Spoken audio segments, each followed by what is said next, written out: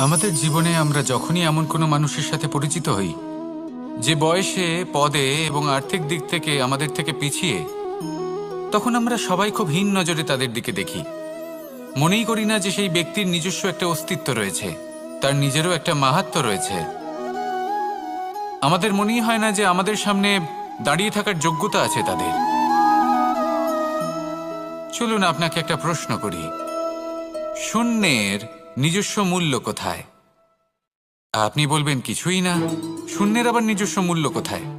কিন্তু যখন এই শূন্যই কোনো সংখ্যার সাথে এসে যুক্ত হয়ে যায়, কোনো অঙ্কের সাথে এসে যুক্ত হয়ে যায়, তখন তার মূল্য অনেক গুণ বৃদ্ধি পায়। অর্থাৎ এই শূন্যের মূল্য অবশ্যই আছে। আর আমাদের জীবনেও এমন কিছু ব্যক্তি থাকেন, তাদের দেখে মনে হয় যে এদের কোনো মূল্যই নেই। কিন্তু যখন এই ব্যক্তি কারোর সাথে এসে জুড়ে যান, তখন তার মূল্য সেই ব্যক্তির বৃদ্ধি ঘটায়। এই সংসারে এমন কোনো ব্যক্তি নেই যার কোনো মূল্য নেই। যদি আমরা ধনুকের কথা বলি, তাহলে তার জন্য একটি দড়ির প্রয়োজন হয়, যেটি প্রত্যঞ্চা হিসেবে ব্যবহৃত হয়। যদি এই প্রত্যঞ্চা না থাকে, তাহলে ধনুকের কোনো মূল্যই থাকে না। যদি প্রত্যঞ্চা না থাকে, তাহলে ধনুকের অস্তিত্ব অসম্পূর্ণ থেকে যায়। এই সংসারে যে কোনো ব্যক্তি হোক বা যে কোনো বস্তু হোক, প্রত্যেকের নিজস্ব একটি মূল্য আছে। তার সম্মান করুন, সামনে অগ্রসর হন, আর আমার সাথে ভালোবেসে বলুন, রাধা রাধা। সুখ, দুঃখ এবং শক্তি, এই তিন হলো এই সংসারের ত্রিদেবের মতো। আমাদের জীবনে যা কিছু ঘটছে, এই তিনটির ভিত্তির উপরেই হচ্ছে। আসলে এই সংসারের একটা নিয়ম আছে, যখনই আপনি কিছু লাভ করেন, এই সংসার আপনার পরীক্ষা নেয়। এটা জানার জন্য আপনার পরীক্ষা নেয় যে আপনি যা কিছুই লাভ করেছেন, আপনি কি আদৌ সেটার যোগ্য কি না। ঠিক সেইভাবেই এই সুখ, দুঃখ এবং শক্তি আপনার পরীক্ষা নিয়ে থাকে। যখন সুখ আসে, তখন সে আপনার পরীক্ষা নেয় যে আপনার মধ্যে অহংবোধ জাগ্রত হয়নি তো। যদি অহংবোধ চলে আসে, তাহলে সুখ সেখানেই সঙ্গ ত্যাগ করে। দুঃখ আপনার ধৈর্যের পরীক্ষা নিতে থাকে, আর যদি আপনার মধ্যে ধৈর্য না থাকে, তাহলে এটা আপনাকে আরো বেশি দুঃখের গভীর অন্ধকারে ঠেলে দেবে। সেখানে শক্তি পরীক্ষা নেয় আপনার বিনম্রতার। যদি আপনি বিনম্র না হন, তাহলে হয় এই শক্তি আপনার সঙ্গ ত্যাগ করবে, নয় এই শক্তি বিনম্রতার অভাবে আপনার পতনের কারণ হতে পারে। এই সংসারে যে কোনো ব্যক্তি যিনি এই পরীক্ষায় উত্তীর্ণ হয়ে থাকেন, এই জীবনে তিনি সাফল্য লাভ করেন। আসুন আমার সাথে ভালোবেসে বলুন, রাধা রাধা। মানুষের জীবনে উন্নতি লাভ করার জন্য তিনটি স্তম্ভের প্রয়োজন হয়। প্রথম স্তম্ভ শিক্ষা। এই শিক্ষা আমাদের জ্ঞান প্রদান করে। দ্বিতীয় স্তম্ভ ব্যবসা, যার দ্বারা আমরা ধন উপার্জন করি। তৃতীয় স্তম্ভ হলো আমাদের ঈশ্বর, আমাদের ইষ্ট। এনার সাথে যদি আমরা জুড়ে থাকতে পারি, তাহলে এমন একটা মানসিক বল আপনি লাভ করবেন, যেটা এই সংসারে আর কোথাও পাওয়া সম্ভব নয়। কিন্তু মানুষ অনেক সময় জীবনে এই তিনটি স্তম্ভ লাভ করা সত্ত্বেও সামনে অগ্রসর হতে পারেন না। তখনও জীবনে কঠিন পরিস্থিতি আসতেই থাকে। এমনটা ঠিক কেন হয়? কারণ সে জীবনে এই তিনটি স্তম্ভ লাভ করে নেয়, জীবনে প্রয়োগও করে, কিন্তু তার ভিতের কথা সে ভুলেই যায়। যেমন প্রথম স্তম্ভ অর্থাৎ শিক্ষা। এই শিক্ষার আধার হলো শুভ চেতনা। যদি অন্তরে শুভ চেতনা না থাকে, তাহলে এই শিক্ষার কোনো গুরুত্ব থাকে না। দ্বিতীয় স্তম্ভ ব্যবসা। পরিশ্রম করে উপার্জন করতে হবে, এই কথাটা আমরা সবাই জানি এবং সবাই চেষ্টাও করি। কিন্তু ব্যবসা করতে করতে আমরা এটা ভুলে যাই আমাদের ব্যবহার কেমন হয়ে পড়েছে। এই ব্যবহার যদি শুভ হয়, তাহলে আমাদের উপার্জন আস্তে আস্তে একটা স্থির জায়গায় এসে পৌঁছবে। এবং তৃতীয় স্তম্ভ আমাদের ভগবান। যদি ওনার শরণে আপনি যেতে চান, তাহলে তার পূর্বে নিজের মা বাবাকে সেবা করুন। তাদের যত্ন করুন, তাদেরকে ভালোবাসুন, কারণ ওনারাই হলেন এই সংসারে আপনার সবথেকে বড় ইষ্ট। তাহলে 3 স্তম্ভের সাথে সাথে তাদের আধারকেও নিজের জীবনে প্রাধান্য দিন। কোনো সমস্যা আসবে না, জীবনে একের পর এক উন্নতি করবেন এবং এই মন প্রসন্ন হয়ে বলবে রাধা রাধা। মানুষের এই সংসারে জীবনযাপন করার জন্য কিছু জিনিসের প্রয়োজন পড়ে। এমন কিছু আবেগ, এমন কিছু বস্তু আছে যেগুলো তার প্রয়োজন হয়, কিন্তু সব থেকে বেশি যে জিনিসটা তার প্রয়োজন হয় সেটা হলো সম্মানের। আমাদের ভালো লাগে যখন কেউ আমাদের সম্মান করে, আমরা কাউকে সম্মান করলে তারও সেটা ভালো লাগে। কিন্তু আপনি দেখবেন যে সংসারে বেশিরভাগ মানুষ 2টি মাপদণ্ডের ভিত্তিতে সম্মান করেন, হয় বয়স দেখে করেন বা উপার্জন দেখে, অর্থাৎ সেই ব্যক্তি কতটা উপার্জন করেন। এবার ভেবে দেখুন, এটা আবশ্যক নয় কারোর বয়স যদি বেশি হয় তার বুদ্ধিও ততটাই বেশি হবে। আবশ্যক এটাও নয় যে কোনো ব্যক্তি যদি অত্যন্ত ধনী হন বা তার মনও নির্মল হবে বা তিনি সৎকর্ম করবেন বা এমন কোনো কর্ম করবেন যাতে উনি সম্মান লাভ করতে পারেন। হতে পারে উনি ধনী কিন্তু দুশ্চরিত্র। সেই জন্য বয়স বা উপার্জন দেখে কোনো ব্যক্তিকে সম্মান করবেন না, কর্ম দেখুন। যদি গভীরভাবে ভেবে দেখেন তাহলে দেখবেন যদি কোনো মানুষ কোনো সৎকর্ম করেন তাহলে তার প্রতি হৃদয় থেকে সম্মান জাগ্রত হয়। এটাই হলো সেই সম্মান যা অর্জন করতে হবে। বয়স আজ আছে, কাল আরো বৃদ্ধি পাবে। উপার্জন আজ আছে, কাল সেটা কমে যেতেও পারে। কিন্তু যদি আপনি নিরন্তর শুভকর্ম করতে থাকেন তাহলে আপনি মৃত্যুর পরেও অমর হয়ে থাকবেন। আসুন আমার সাথে ভালোবেসে বলুন রাধা রাধা। ভয়ের সাথে আমরা সবাই পরিচিত, কষ্টও আমরা সবাই পেয়েছি। কখনো কখনো আমরা অসুস্থ হয়ে পড়ি, আর এমন সময় হলে মাতার মমতা, কখনো বাবার স্নেহ, কখনো বন্ধুদের পাশে থাকার অনুভূতি আমাদের রোগ নিরাময়ে সাহায্য করে। কখনো যদি আমরা নিরাশ হয়ে পড়ি, তখন যদি আমাদের কোনো আপনজন আমাদের 2টো ভালো কথা বলে তখন আমাদের মনোবল বেড়ে যায়। ঠিক তেমন সংসারের এই রঙ্গমঞ্চে যদি আপনি পীড়িত অনুভব করেন, কিছু শুভ কথা আলোচনা করুন, কিছু স্তুতি গান করুন, কিছু মুহূর্তের জন্য হলেও নিজের ইষ্টদেবের কথা স্মরণ করুন আর প্রার্থনা করুন। সাহস বাড়বে, শক্তিও বৃদ্ধি পাবে এবং সামনে এগিয়ে চলার পথও দেখতে পাবেন। তখন এই মন প্রসন্ন হয়ে বলবে রাধা রাধা। মানুষের জীবনে উন্নতি লাভ করার জন্য 3টি স্তম্ভের প্রয়োজন হয়। প্রথম স্তম্ভ শিক্ষা। এই শিক্ষা আমাদের জ্ঞান প্রদান করে। দ্বিতীয় স্তম্ভ ব্যবসা, যার দ্বারা আমরা ধন উপার্জন করি। তৃতীয় স্তম্ভ হলো আমাদের ঈশ্বর, আমাদের ইষ্ট।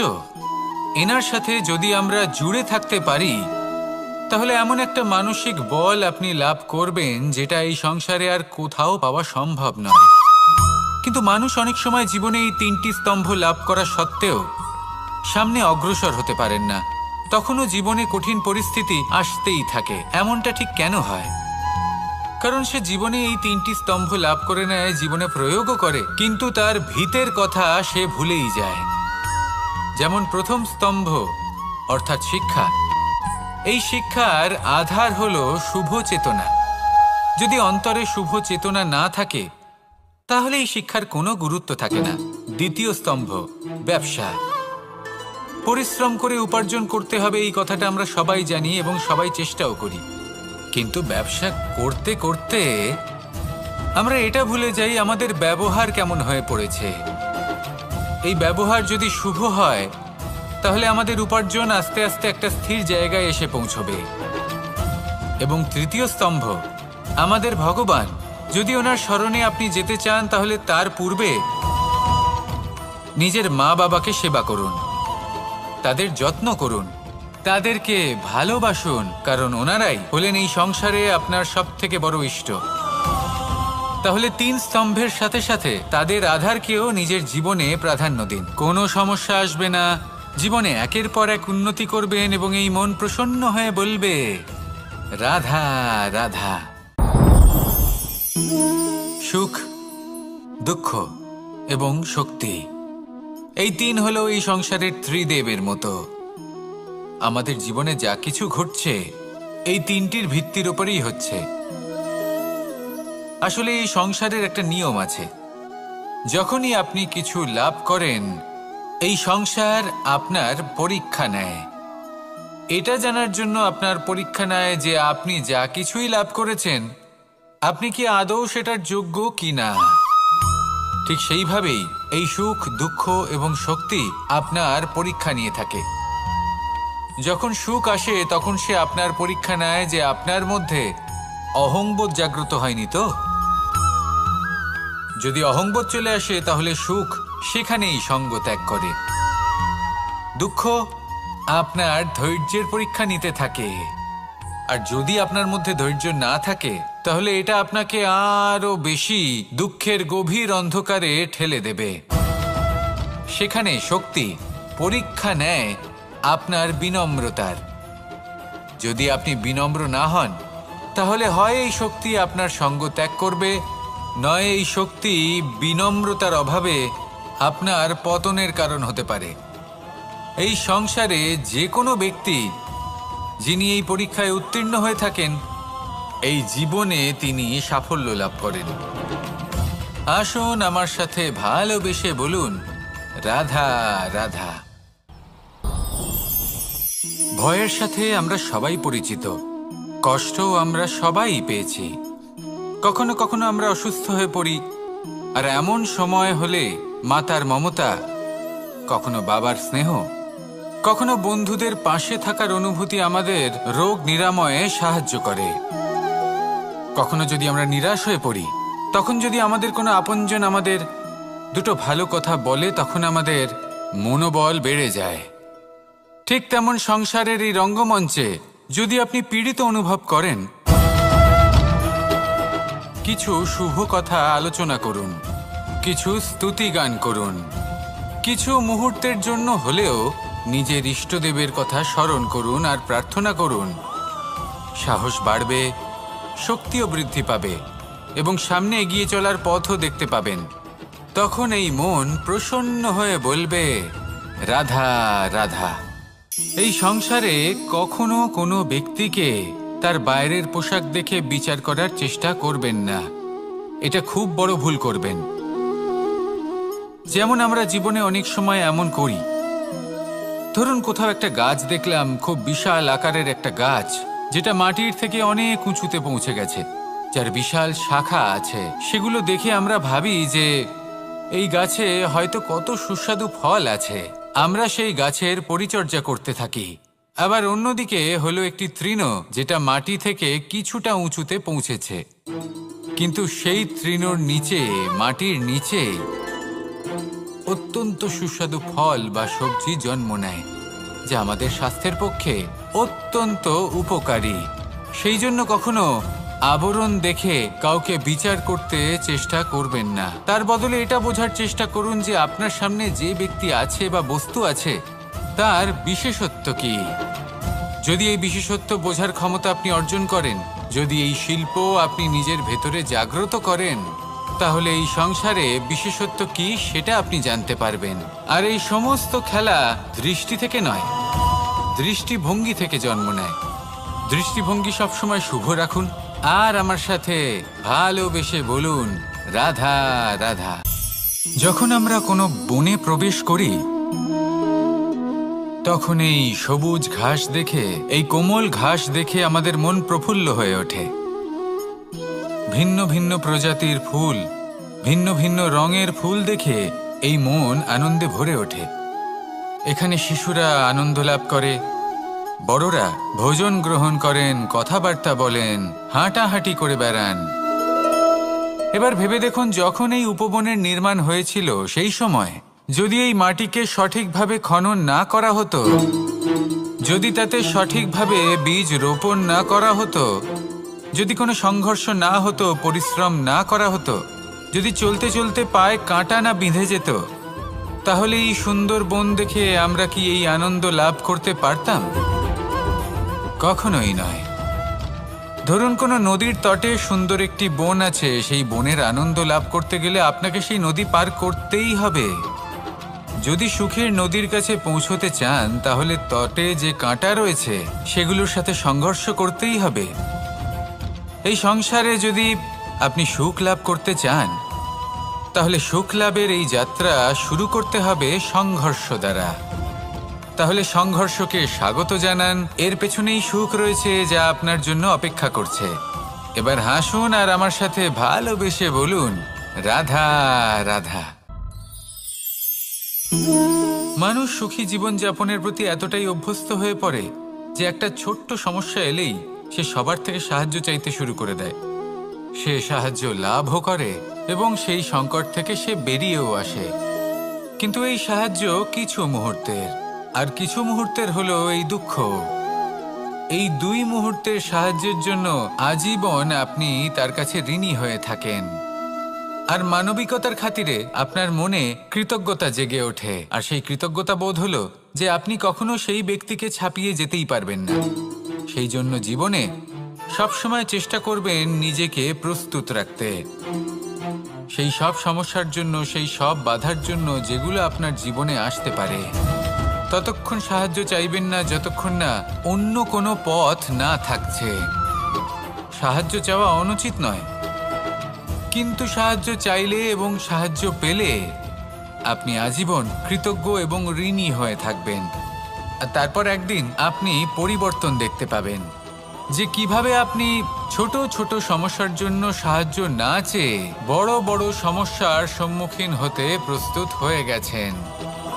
এটাই হলো সংসারের নীতি। এটাই পালন করুন আর আমার সাথে ভালোবেসে বলুন, রাধা রাধা। আপনি কখনো কাউকে পর্বতে আরোহণ করতে দেখেছেন? বা আপনি কখনো নিজে কোনো পর্বতে আরোহণ করেছেন? করে থাকলে আপনি এই বিষয়ে অবশ্যই জানবেন যে যখন আমরা শিখরের দিকে এগোই, ওপরের দিকে এগিয়ে চলি, তখন আমাদের একটু ঝুঁকে পথ চলতে হয়। তখনই আমরা সেই পর্বত আরোহণ করতে পারি। কিন্তু যে ব্যক্তি নিচের দিকে ফিরে আসছেন তিনি কিন্তু ঝুঁকে চলেন না, তিনি দৃঢ়ভাবে সোজা হয়ে নিচে নামেন। এই ভারসাম্য বজায় রাখার এই খেলাতে সংসারের একটা সার লুকিয়ে রয়েছে। যদি আপনিও জীবনে উঁচুতে উঠতে চান, শিখরে পৌঁছতে চান, তাহলে আপনাকেও নত হয়ে বিনম্র হয়ে সামনে এগোতে হবে। সেখানে যদি আপনি বুক চিতিয়ে উদ্ধতভাবে অহংকার বোধ নিয়ে চলতে থাকেন, সেখান থেকেই আপনাকে নিচে নামতে হবে। কোনো ব্যক্তি তার বিনম্র স্বভাব দেখেই বোঝা যায় যে সেই ব্যক্তি সাফল্যের শিখর দেশে আরোহণ করছে নাকি নিচে তথা খাদের দিকে যাত্রা করছে। তাই সবসময় বিনম্র থাকুন, শ্রেষ্ঠ কর্ম করুন, পরিশ্রম করুন আর আমার সাথে ভালোবেসে বলুন, রাধা রাধা। মানুষের জীবনে স্বচ্ছতার একটা আলাদা গুরুত্ব আছে। যদি আপনি নিজেকে স্বচ্ছ রাখেন তাহলে আপনার নিজেরও ভালো লাগবে, সামনের ব্যক্তিরও ভালো লাগবে, একটা অন্যরকম প্রভাব পড়বে। কিন্তু একজন শ্রেষ্ঠ ব্যক্তি কিভাবে হয়ে ওঠা সম্ভব? যার মধ্যে গুণ আছে, শিক্ষা আছে, শুভ চেতনা আছে, যিনি সৎকর্ম করেন। কিভাবে হব সেই ব্যক্তি যার মধ্যে জ্ঞান আছে? শুধুমাত্র স্বচ্ছ থাকলে তো তা হওয়া সম্ভব নয়। প্রথমে আপনাকে বুঝতে হবে যে মানুষের মধ্যে চারটি মূল তত্ত্ব আছে। প্রথম হলো তার শরীর, যার দ্বারা উনি যে কোনো কর্ম করে থাকেন। দ্বিতীয় তত্ত্ব হলো তার মন, যার দ্বারা কোনো কর্ম করার জন্য সে নিজেকে প্রেরণা দিতে থাকে। তৃতীয় তত্ত্ব হলো বুদ্ধি, যে কর্ম আমরা করতে চাই, যে লক্ষ্যে আমরা পৌঁছতে চাই, সেটা আমরা কিভাবে কোন পথে করব সেটা স্থির করা যায় বুদ্ধি দিয়ে। আর চতুর্থ তত্ত্ব হলো আত্মা। আত্মা হলো এমন এক তত্ত্ব যার কোনো সমাপ্তি নেই। আত্মা হলো অজয়, কিন্তু এরও শুদ্ধিকরণের প্রয়োজন হয়।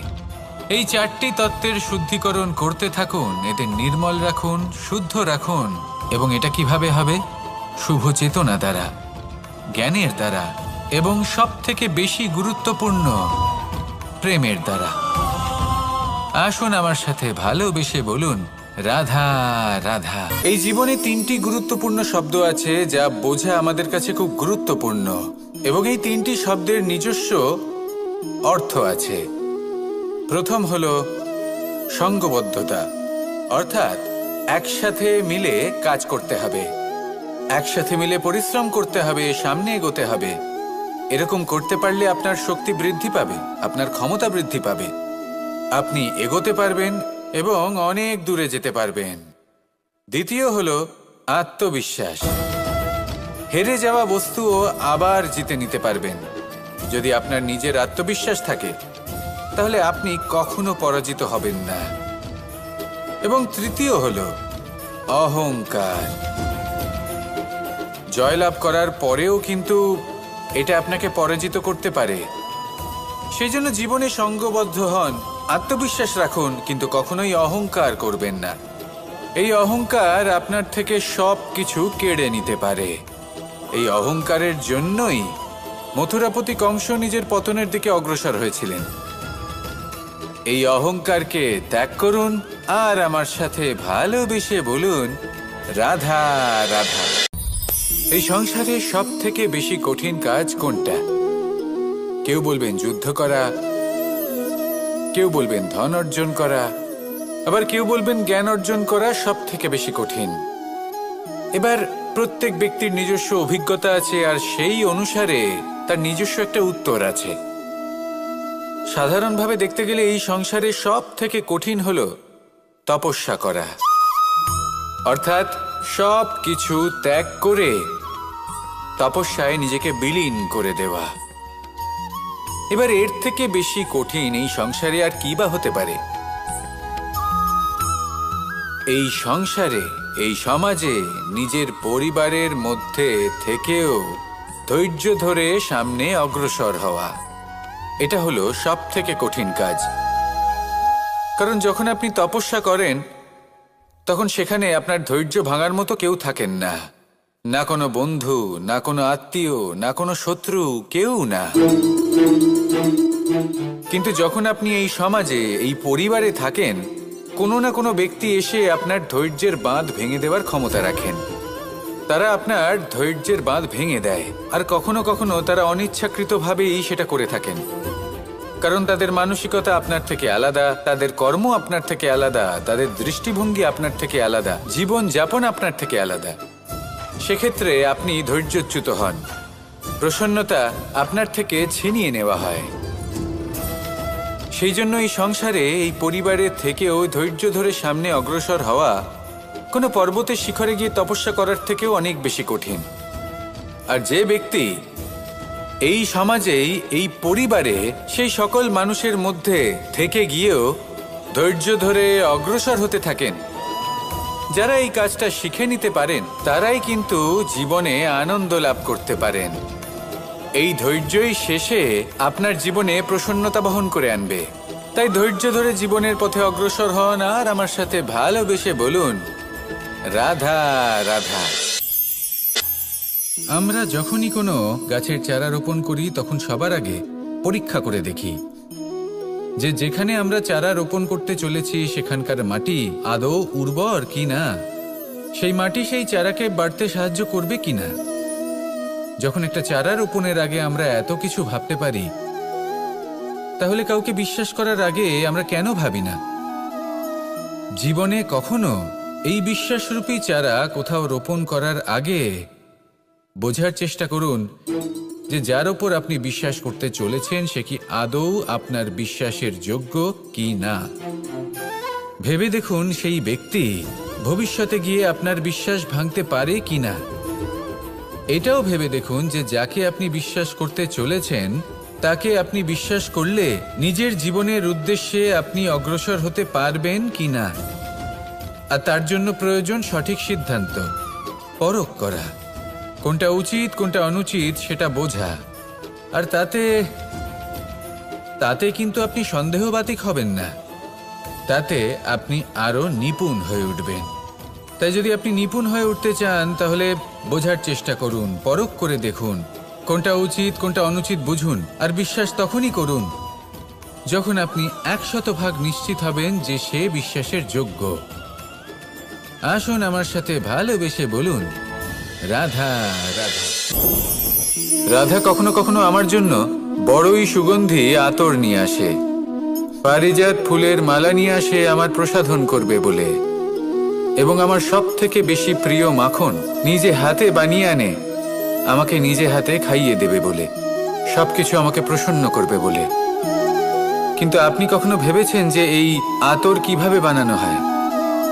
সহস্র ফুলের পাপড়ি একসাথে পিষে নিতে হয়, তারপরে তার থেকে যে রস নিঃসৃত হয় সেই রস দ্বারাই আতর তৈরি হয়। অনেক সংখ্যক ফুলকে অসীম যন্ত্রণা ভোগ করতে হয়, তবে তারা আমার প্রসাধন সামগ্রী হয়ে উঠতে পারে। দুধ থেকে মাখন তৈরি করার জন্য কতটা পরিমাণ মন্থন সহ্য করতে হয় সেটা আপনি জানেন। ঠিক সেই রকমই হলো আমাদের জীবনও। বিপদও আসে, কঠিন পরিস্থিতিও আসে, এর সম্মুখীন হতে শিখুন। মনে রাখবেন, আপনি হলেন সেই দুধ যাকে মন্থন সহ্য করতে হবে মাখন হয়ে ওঠার জন্য। মনে রাখবেন, আপনি হলেন সেই ফুলের মতন যাদের পিষ্ট হতে হবে সুগন্ধি আতর হয়ে ওঠার জন্য, যাকে এই সংসার পছন্দ করে। কখনো কখনো জীবনে আপনার সাথে খারাপ শুধুমাত্র এই কারণে ঘটে যাতে আপনার শ্রেষ্ঠ রূপ এই সংসারের সামনে আসতে পারে। শুধুমাত্র কঠিন পরিস্থিতি এবং বিপদকে একটা সুযোগ হিসেবে দেখার চেষ্টা করুন। আপনার জন্য এই সংসার বদলে যাবে, সংসারকে দেখার দৃষ্টিভঙ্গি পাল্টে যাবে, আপনার ভাগ্য পাল্টে যাবে, আর এই মন প্রসন্ন হয়ে বলবে, রাধা রাধা। পাশা নামক এই খেলাটি আপনারা নিশ্চয়ই খেলেছেন, না খেলে থাকলে দেখেছেন, আর যদি দেখেও না থাকেন তাহলে নিশ্চিত রূপে শুনেছেন। মহাভারতের এই মহাযুদ্ধ কোথাও না কোথাও এই পাশা নামক খেলার কারণে হয়েছিল। পাশার এই বিচিত্র খেলা, দান, এইসবের কারণে কেউ নিজের মাথায় রাজ মুকুট পরিধান করেছিলেন, আবার সেখানে পরাজিত হওয়ার জন্য কাউকে বনবাসও ভোগ করতে হয়েছিল। কিন্তু এই খেলা সমাপ্ত হওয়ার পরে সমস্ত ঘুঁটি আর এই পাশার ছক একই পুটলিতে স্থান পেল। এটাই হলো আমাদের জীবন। এই সংসারে আমরা জয় পরাজয়ের বিষয়ে এতটাই ভাবি, এত চিন্তা করি যে এই জীবনের খেলার আনন্দটাই উপভোগ করতে পারি না। আর অবশেষে কি হয়? কেউ জয়ী হন, কেউ পরাজিত হন, কিন্তু দুজনেই একই স্থানে পৌঁছে যান। প্রত্যেক ব্যক্তি মৃত্যুর পরে একটি নির্দিষ্ট স্থানেই পৌঁছতে বাধ্য, কিন্তু ততক্ষণ এই জীবন, এই খেলা, তার আনন্দ উপভোগ করুন। এই সংসারে সেই ব্যক্তি শ্রেষ্ঠ স্থানে পৌঁছতে পেরেছেন যিনি এই সংসারকে প্রকাশ প্রদান করেছেন, যিনি কখনো জয় পরাজয় এ বিষয়ে ভাবেননি, শুধু এই জীবনের খেলার আনন্দ উপভোগ করেছেন। এটাই আপনিও করুন, আর আমার সাথে ভালোবেসে বলুন, রাধা রাধা। প্রত্যেক মানুষ নিজের জীবনে দুঃখ অনুভব করেন। প্রত্যেকের দুঃখ আলাদা হতে পারে। কারোর মনে এই দুঃখ থাকে যে সে তার বাবা মায়ের সব ইচ্ছে পূরণ করতে পারেননি। কেউ এটা ভেবে দুঃখ পান যে সে চিরকাল সদাচার করেছেন, সৎকর্ম করেছেন, কিন্তু তাও তাকে দুরাচারী বলে মনে করা হয়।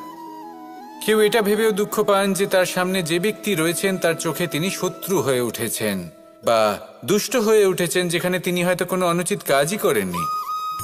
এবার এই সমস্ত বিষয় নিয়ে ভেবে নিজের ব্যক্তিত্ব নিয়ে সন্দেহ প্রকাশ করবেন না। যদি নিজের ব্যক্তিত্ব নিয়ে কোনো সন্দেহ থেকে থাকে তাহলে কর্ম সংক্রান্ত প্রশ্ন করুন যে আপনি যা করেছেন তাতে কি উচিত ছিল, কি অনুচিত ছিল। যেটা প্রয়োজন সেটা এটা বোঝার যে আপনার অন্তর্মন, আপনার বিবেক আপনাকে কি বলছে, আর আপনার অন্তর্মন আর আপনার বিবেক আপনাকে যেটা করতে বলবে শুধু সেটাই করুন। আর তারপরে এই সংসার কি বলবে, কি ভাববে সেসব নিয়ে ভাবতে যাবেন না, কারণ এই সংসার তো ঈশ্বরকেও প্রশ্ন করে থাকে, ঈশ্বরকেও দোষী মনে করে। কখনো কখনো যখন কোনো ঘটনা মানুষের ইচ্ছা অনুযায়ী ঘটে না, তখন মানুষ এটা বলে যে হে ঈশ্বর, আপনি আমার পাশে থাকলেন না, আপনি বড়ই কঠোর, এটা আপনার দোষ। যেখানে বেশিরভাগ সময় হয়তো সে নিজেই নিজের কর্মফল ভোগ করছে, আর কখনো কখনো ঈশ্বর হয়তো তার জন্য আরো ভালো কোনো পরিকল্পনা করে রেখেছেন, কিন্তু মানুষ সেটা বুঝতে পারে না। তাই দিনের শেষে যেটা প্রয়োজন সেটা হলো নিজের মনের কথা বুঝতে হবে। আপনার বিবেক কি বলছে শুধু সেটাই করুন, আর সামনে এগোতে থাকুন। আমার সাথে ভালোবেসে বলুন, রাধা রাধা। পরিবর্তন, এটা হলো সৃষ্টির অমূল্য নিয়ম। এই সংসারে সবকিছু সময়ান্তরে পরিবর্তিত হয়, এই সময়ও পরিবর্তিত হয়। পরিবর্তন চিরকাল হয়ে এসেছে আর চিরকাল হতে থাকবে, কিন্তু এবার আমরা সেই পরিবর্তন কিভাবে লাভ করব যেটা আমাদের প্রয়োজন, যেটা আমরা চাই। আমরা জীবনে বিকাশ চাই। এই বিকাশ কিভাবে লাভ করতে পারি? এই প্রকৃতি কিন্তু আমাদের অত্যন্ত উত্তম উদাহরণ দিয়ে বুঝিয়েছে। একটি বিন্দুর উদাহরণ দিয়েছে যা ভবিষ্যতে একটা বিশাল নদীর আকার ধারণ করে। এটা কিভাবে হয়? মেঘ থেকে একটি বিন্দু ঝরে পড়ে সেই পর্বতের ওপর যেখানে হিম আছে। সেই হিমের সংস্পর্শে আসা মাত্র সেই বিন্দুর সাথে আরো বেশ কিছু বিন্দু যুক্ত হয়, তারপর তারা অগ্রসর হয়, আরো কিছু বিন্দু যুক্ত হয়, আস্তে আস্তে একটা ক্ষীণ ধারার রূপ ধারণ করে, এবং সেটাই ভবিষ্যতে আরো এগোতে থাকে। অনেকটা যাওয়ার পর যখন অনেক সংখ্যক বিন্দু একসাথে যুক্ত হয়, তখন সেটা বিশাল নদীর আকার ধারণ করে। এবার আমরা মানুষ বলে আমাদের সাথে এই নিয়মের অন্যথা হয় তা নয়। আমরাও এই প্রকৃতির অংশ, আমাদের ক্ষেত্রেও একই নিয়ম প্রযোজ্য। যখন পরিশ্রম করে অনেক সংখ্যক বিন্দু আমরা একত্রিত করব, তখনই পরিবর্তনের নদী প্রবাহিত হবে। প্রয়োজন হলো নিরন্তর পরিশ্রম করা এবং ধৈর্য ধরা। এটা করতে থাকুন, জীবনে সব কিছু লাভ করতে পারবেন, কারণ প্রকৃতি আমাদের এটাই শিখিয়েছে, আর আমরা এই ব্রহ্মরই একটি অংশ, যার দ্বারা এই ব্রহ্মাণ্ড নির্মিত। আসুন আমার সাথে ভালোবেসে বলুন, রাধা রাধা। কখনো এই প্রকৃতির দিকে তাকিয়ে থাকবেন। এই প্রকৃতি অনেক ধরনের শিক্ষা দেয়। কোনো একটা গাছকে দেখুন কিভাবে সে মাটি থেকে জল শুষে নেয়। সে ঝড় হোক বা হোক কড়া রোদ সব সহ্য করে, এবং অবশেষে সে ফল ধারণ করে।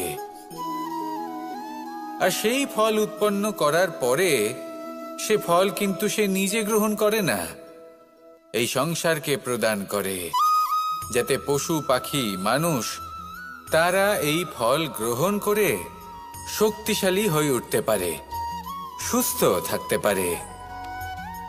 সেভাবেই নদী, সরোবর এরা নিজেরাও কিন্তু নিজেদের জল গ্রহণ করে না, মাটিকে প্রদান করে, পশু পাখিকে প্রদান করে। সূর্য নিজেও নিজের জন্য প্রজ্বলিত হয় না, সে প্রকাশ ছড়িয়ে দিতে চায় আমাদের সবার কাছে, সে আলো পৌঁছে দিতে চায়। এই প্রত্যেকের কর্মে পরমার্থ নিহিত আছে, আর সেই জন্যই এদের সকলকে পুজো করা হয়। তাই মনে রাখবেন, আপনার কাছে জীবন যাপনের অতিরিক্ত যা কিছুই আছে তা পরমার্থের জন্য। তাহলে তার সদ্ব্যবহার করুন, আর আমার সাথে ভালোবেসে বলুন, রাধা রাধা। আমরা প্রত্যেকেই অবশ্যই এমন সময় দেখেছি যখন অনেকগুলো সমস্যা একসাথে আমাদের জীবনে এসে পড়ে। সমস্যা আমাদের প্রত্যেকের জীবনেই থাকে। আমরা তার সমাধান খুঁজতে চেষ্টা করি, কখনো সমাধান খুঁজে পাই, আবার কখনো যতই চেষ্টা করি না কেন কোনো সমাধান খুঁজেই পাই না। আর যখন এটা হয় তখন মানুষ অত্যন্ত বিচলিত হয়ে পড়েন। নিজের আত্মীয় স্বজন, নিজের বন্ধু বা সংসার এদের ওপরে এই দোষ চাপিয়ে দেন যে এদের জন্যই এই সমস্যা এসেছে। এবার যদি আমি আপনাকে কোনো পরামর্শ দিই তাহলে এটাই বলবো যে দৃষ্টিভঙ্গি পাল্টে দেখুন। এই দৃষ্টিভঙ্গি দিয়ে দেখুন যে এই সংসারে যে সমস্যাই আসুক না কেন তার জন্য কেউ দোষী নয়, না আপনি না অন্য কেউ। এই পুরো খেলাটাই আপনার মানসিকতা, আপনার দৃষ্টিভঙ্গির, আপনার মনের। কিভাবে বোঝাচ্ছি? যখন আমাদের মন শক্ত থাকে তখন কঠিন থেকে কঠিনতর পরিস্থিতিও আমাদের জীবনে খুব বেশি হলে প্রতিস্পর্ধা হয়ে থেকে যায়। সেখানে যদি আমাদের মন দুর্বল থাকে, তখন অল্প কঠিন পরিস্থিতিও আমাদের কাছে খুব বড় সমস্যা হয়ে যায়, তাই না? একটা শক্ত মন কঠিন পরিস্থিতিকে প্রতিস্পর্ধা হিসেবে দেখে আর তার মধ্যেও একটা সুযোগ খুঁজে নেয়। আমাদের শুধু এটাই করতে হবে। এই সংসারে অন্য কাউকে দোষী মনে করলে আপনার সমস্যা দূর হয়ে যাবে না। সেই জন্য এই সংসারকে দোষ দেওয়ার বদলে এই সমস্যার মূলে চলে যান, সেটাকে বুঝুন, নিজের এই মনকে শক্ত করে তুলুন। যদি আপনার মন শক্তিশালী হয়, তাহলে এই সংসারে অনেক বড় বড় কঠিন থেকে কঠিনতর পরিস্থিতিও যদি আসে, আপনার জীবনে যতই বড় বড় সমস্যা আসুক না কেন, আপনার লক্ষ্য লাভে বাধা দিতে পারবে না। আসুন আমার সাথে ভালোবেসে বলুন, রাধা রাধা। আমরা সবাই পাথর দেখেছি, পর্বতও দেখেছি, শুকনো পাতাও দেখেছি, শ্যামল বনানীও দেখেছি। কখনো ভেবেছেন পাথরের অস্তিত্ব কিন্তু ততক্ষণ পর্যন্ত যতক্ষণ সে পর্বতের গায়ে আটকে থাকে। যখন সেই পর্বত থেকে সেই পাথর ভিন্ন হয়ে যায় ও নিজের অস্তিত্ব হারিয়ে ফেলে। আস্তে আস্তে কখনো পাথর কেটে বা কখনো পিষ্ট হয়ে সেই পাথর আস্তে আস্তে মাটিতে পরিণত হয় এবং পূর্ণরূপে নিজের অস্তিত্ব হারিয়ে ফেলে। এটাই পাতার সাথেও হয়। এই পাতা যতক্ষণ গাছের ডালের সাথে যুক্ত ততক্ষণ তার অস্তিত্ব থাকে। যখনই ডাল থেকে বিচ্ছিন্ন হয়, সেও নিজের অস্তিত্ব হারিয়ে ফেলে। আর এটাই আমাদের সাথেও হয়। যতক্ষণ আমরা নিজেদের আপনজনের সাথে যুক্ত থাকি, আমাদের অস্তিত্ব বজায় থাকে। যখন আপনজনদের সাথে সম্পর্ক ছিন্ন করি, তখন আমরাও আমাদের অস্তিত্ব হারিয়ে ফেলি। এবার এই সংসারের প্রত্যেক ব্যক্তি স্বতন্ত্র থাকতে চান, আর অনেক ব্যক্তি স্বতন্ত্র থাকবেন বলে আপনজনদের দূরে করে দেন আর তাদের সাথে এই সম্পর্ক ছিন্ন করেন। এটা কি সত্যি প্রয়োজন? আপনজনদের সাথে সম্পর্ক ছিন্ন করে নিজের অস্তিত্ব হারিয়ে ফেলা প্রয়োজনীয়, নাকি আপনজনদের সাথে সম্পর্ক বজায় রেখে নিজেদের স্বতন্ত্র করে রাখা সেটা আবশ্যক? নির্বাচন আপনারই। আসুন আমার সাথে ভালোবেসে বলুন, রাধা রাধা।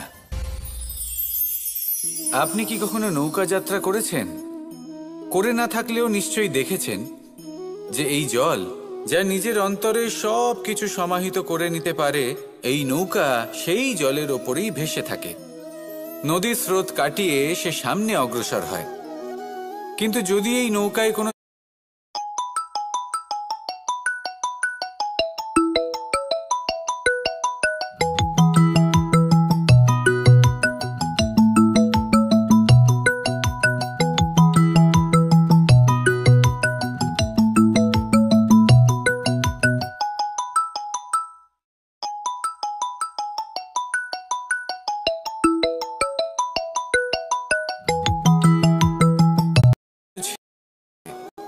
তাহলে কিন্তু সেই নৌকা ডুবে যাবে।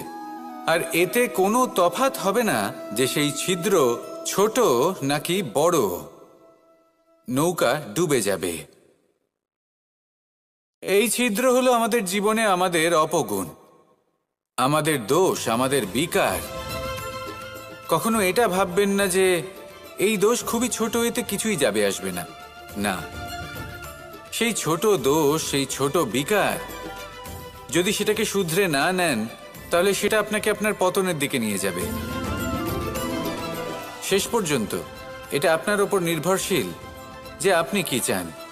আপনার জীবনের এই নৌকা এভাবেই ডুবে যেতে দেখবেন, নাকি নিজেকে শুধরে নিয়ে সেই নৌকার সেই ছিদ্রটাকে ভরিয়ে তুলতে চাইবেন? নির্বাচন আপনার। আসুন আমার সাথে ভালোবেসে বলুন, রাধা রাধা। জল জলই পৃথিবীতে বেঁচে থাকার জন্য আবশ্যক তো বটেই, কিন্তু এই জল আমাদের একটা অত্যন্ত গুরুত্বপূর্ণ শিক্ষা প্রদান করে। কখনো এই জলকে দেখেছেন? যে পরিস্থিতিতেই এই জল প্রবাহিত হোক না কেন, এর উপর যা কিছুই প্রভাব থাকুক না কেন, এর পথে যতই বাধা আসুক না কেন, তার মধ্যে থেকে ও নিজের পথ ঠিক বের করে নেয়। কিন্তু নিজের প্রবাহ থামতে দেয় না, ক্রমাগত অগ্রসর হতে থাকে। সেরকমই একটা শিক্ষা যেটা আমরা জল থেকে পেয়ে থাকি তা হলো এটা, আমরা যখন জলের দিকে তাকাই তখন আমরা নিজের প্রতিবিম্ব দেখি, স্পষ্টভাবে দেখতে পাই। কিন্তু তখনই দেখতে পাই যখন এই জল শান্ত থাকে, স্থির থাকে। যদি এই জল অশান্ত হয়ে থাকে, স্থির না হয়, তাহলে আমরা এতে নিজের প্রতিবিম্ব দেখতে পাই না। এটাই আমাদের মনের সাথেও হয়ে থাকে। যখনই জীবনে কোনো সংকট আসে, যদি আমরা শান্ত মনে, স্থির মনে সিদ্ধান্ত নিই, তাহলে সেটা এমন একটা শীতল সিদ্ধান্ত হবে যেটা আমাদের ভবিষ্যৎকে একটা শ্রেষ্ঠ স্থানে নিয়ে যাবে। যদি এই মন অশান্ত হয়, বিচলিত হয়, পীড়িত হয়, দুঃখিত হয়ে থাকে, রুষ্ট হয়ে থাকে, তাহলে অনেক সময় আমরা এমন সিদ্ধান্ত নিই যেটা আমাদের জন্য অনুচিত প্রমাণিত হয়। যখন আপনি ক্রুদ্ধ ছিলেন বা দুঃখের বশে ছিলেন, তখন অনেক সময় হয়তো এমন সিদ্ধান্ত নিয়েছেন যেটার জন্য ভবিষ্যতে আপনি অনুশোচনা করেছেন। এবার দেখুন, এই আবেগগুলো থেকে আমরা পালাতে পারবো না, কিন্তু এই আবেগগুলো আপনার উপর কতটা প্রভাব ফেলবে সেটা আমরা অবশ্যই ঠিক করতে পারি। এই মনকে আমরা নিয়ন্ত্রণ করতে পারি। এটাই করুন, চিন্তা করুন, এই মনকে শান্ত রাখুন, স্থির হতে চেষ্টা করুন, আর তারপরে সিদ্ধান্ত নিন। আসুন আমার সাথে ভালোবেসে বলুন, রাধা রাধা।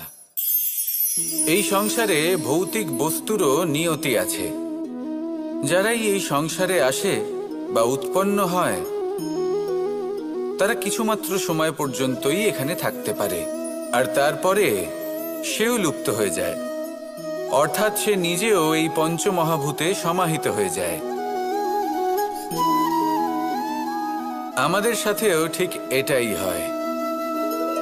সেই জন্যই ঈশ্বর দ্বারা প্রদত্ত এই উপহারের বিষয়ে ভাবুন, এই জীবনের বিষয়ে ভাবুন। ঠিক যেমন বিশ্বাস ভঙ্গ হলে কোনো ব্যক্তি আমাদের কাছে অপরিচিত হয়ে যান, ঠিক সেরকমই শেষ নিঃশ্বাস ত্যাগের পর এই শরীরও আমাদের কাছে পরই হয়ে যায়। তাই এই শরীর থাকাকালীন শ্রেষ্ঠভাবে একে সদ্ব্যবহার করুন, এই জীবনে শ্রেষ্ঠ কর্ম করুন। আর এই জীবনকে শ্রেষ্ঠভাবে যাপন করার জন্য কিছু কথা বোঝা প্রয়োজনীয়। যদি আপনি কারোর প্রশংসা করেন, তাহলে পূর্ণ হৃদয় দিয়ে করুন। যদি আপনি হস্তক্ষেপ করে থাকেন, তাহলে মস্তিষ্ক দ্বারা করুন। যদি আপনি সমীক্ষা করেন, তাহলে বিবেক দ্বারা করুন। যদি আপনি ধন অর্জন করতে চান, তাহলে নীতি অনুসারে চলুন। যদি জীবনযাপন করতে চান, তাহলে রীতি মেনে করুন। আর যদি ঈশ্বরের ভজন করতে চান, তাহলে ভক্তিভাব নিয়ে করুন। শুধু এই কথা মনে রাখবেন যে আপনার এই জীবন কিন্তু অনিশ্চিত কাল পর্যন্তই আছে। কতক্ষণ আছে সেটা কেউ জানে না। তাই কিছু মুহূর্ত যেটা যাপন করতে আমরা এখানে এসেছি, সেখানে ক্রোধ, অহংকার, ঈর্ষা, এইসব আবেগের কি গুরুত্ব বলুন তো? এগুলো ত্যাগ করুন। মানুষকে ক্ষমা করতে শিখুন, আস্তে আস্তে বিশ্বাস করতে শিখুন। এই সংসারে নিঃস্বার্থভাবে প্রেম করতে শিখুন, আর সবার মধ্যে আনন্দ বিতরণ করুন। তাই এই সব গুণ যদি আপনি আত্মসাৎ করতে পারেন, তাহলে আপনার জীবনে শুধু আনন্দ এবং আনন্দই বিরাজমান হবে। আসুন আমার সাথে ভালোবেসে বলুন, রাধা রাধা। এবার কখনো কখনো জীবনে আমাদের মনে হয় যে চতুর্দিকে শুধুমাত্র অন্ধকারই হয়ে আছে। প্রত্যেকেরই তা কখনো মনে হয়। আর তখনই আমাদের নিরাশ হলে চলবে না, আমাদের দুঃখী হলে চলবে না। সেই সময় আমাদের খুঁজতে হবে নিজেদের আশেপাশে, চতুর্দিকে, আর কোথাও না কোথাও আমরা প্রকাশ অবশ্যই দেখতে পাব, আশার একটা কিরণ অবশ্যই দেখতে পাব। কেউ এমন একটা কর্ম করেন যেটা দেখে আমরা প্রেরিত হয়ে যাই, আর এমন কোনো কর্ম যদি আপনারা করেন, তাহলে সেই কর্ম আপনার মনকে প্রসন্ন ভাব, আনন্দ এবং ভালোবাসা দ্বারা ভরিয়ে তুলবে। আপনার অন্তরের সেই অন্ধকারের অন্ত করবে, দুঃখেরও অন্ত করবে। আর এই মন প্রসন্ন ভাব নিয়ে বলবে, রাধা রাধা।